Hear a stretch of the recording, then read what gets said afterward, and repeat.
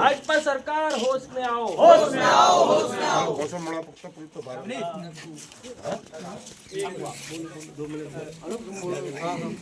मेरे खलीलपुर के प्यारे लोगों, ये जन्मभूमि का हिस्सा गांव है। हम लोगों की तमाम रिश्तेदारियां खलीलपुर साइड है, औद्योगिक क्षेत्र है और कॉलेज स्कूल भी अच्छे हैं। जहां औद्योगिक क्षेत्र में जहां नौकरी मिल सकती है उद्योगों में, वहीं पढ़ने लिखने के अच्छे विद्यालय हैं, महाविद्यालय हैं, कॉलेज स्कूल हैं, वहाँ हमारे बच्चे अच्छी शिक्षा भी ले सकते हैं। वहीं हमें लगता है 90% रिश्तेदारियाँ भी हमारी खलीलपुर साइड में हैं, 90%। इसलिए कि हमारा जहाँ पैसा बचेगा वहीं समय भी बचेगा। और अब जहाँ आधुनिक ज़माना, वहाँ समय की बहुत बड़ी वैल्यू है। आदमी समय से अनुसार बहुत काम कर लेता है। यहाँ हम बरेली घूम के जाते हैं, फरीदपुर पहुँचने को 2 घंटे लगते हैं और यहाँ से आ रहा है आधे घंटे में, 1.5 घंटे की बचत। तो 1.5 घंटे में अपना तमाम काम कर सकते हैं।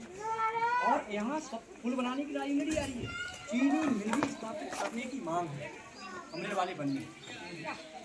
एक बड़ी गौशाला गंगा की तले की गंगभूमि पड़ी है खाली, बहुत बड़ी गौशाला जिसमें लाखों गाय बैठ सकें, लाखों गाय रह सकें। ऐसा प्रस्ताव भी डीएम साहब को ये ऐसी मांग लेकर चल रहे हैं। तो कल आप लोगों से तो हमें पूरी अंधी उम्मीद है, कहते हैं अंधा भरोसा, अंधा भरोसा अपना गाँव है। क्या भरोसा है? हाँ भैया, नहीं अंधा भरोसा है हमें। हाँ भैया, अंधा कि भाई चाहे पाँव पकड़ लेंगे चाहे हाथ पकड़ लेंगे। पुल बनिया है तो फिर क्षेत्र उद्घाटन हो गई, थोड़ी मतलब कि करने का आसानी रहेगा। और बाकी तो वही बात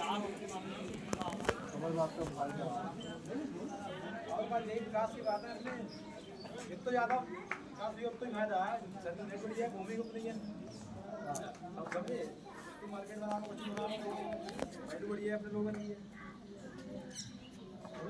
सफरेर क्षेत्र जो है फरीदपुर से जुड़ने के लिए 10-12 किलोमीटर की दूरी है, जहाँ हमारे बच्चे अच्छी शिक्षा के लिए फरीदपुर जाते हैं। कृषि विद्यालय भी वहाँ फरीदपुर है। पूरे ज़िले में इस्ला पर है, एक फरीदपुर है। अब पढ़ाई कराने के लिए चाहे तो आप दूसरा होकर फरीदपुर पहुँचे, चाहे मेरा गाड़ी होकर फरीदपुर पहुँचे। और जो रिश्तेदारियाँ हमारी हैं उनको आना जाना है, लेट सवेर जाना होता है, कोई बन जाएगा। हम लोग संघर्ष कर रहे हैं, आप लोगों से सहयोग मांगने आए हैं, आप लोग उसमें सहयोग करिए जिससे कि हमारा सत्याग्रह सफल हो जाए। तो सत्याग्रह जब तक चलेगा, जब तक मोढ़ा पुल का निर्माण शुरू नहीं होगा, तब तक हम लोग पुल पर धरना देके ही करेंगे। हाँ, उसमें जरूरत है कल भी आओ, परसों भी समय निकाल के आओ, तो कुछ तो लोग ज़्यादा संख्या में कल ज़्यादा संख्या में पहुँचो, जिससे कि जो यहाँ सरकार है, सरकार के जो मंत्रियाँ हैं वो भी तो उनकी समझ में आए कि पार्टी ने जो मेहनत की है उसका रंग लाए। बड़े खेद का विषय है कि 9 साल इस सरकार के बीत जाने के बाद मोढ़ा पुल जो समाजवादी पार्टी की देन है, हम लोगों के प्रयास से ये मोढ़ा का पुल का निर्माण हुआ और बड़ी एक खुशी की लहर हम लोगों में जागृत हुई। कुछ दिन हमारा पुल चला, उसके बाद गंगा के कटान से इधर रह गया, गंगा उधर पहुंच गई। हमारी जो अपेक्षाएं थीं वो सब धूमिल हो गई। हम लगातार मांग करने के बाद 2 अक्टूबर को हम लोगों ने वहाँ धरना दिया था। तहसील प्रशासन वहाँ गया और जाने के बाद हमको समय मांगा तो हमने 2 महीने का समय दे दिया।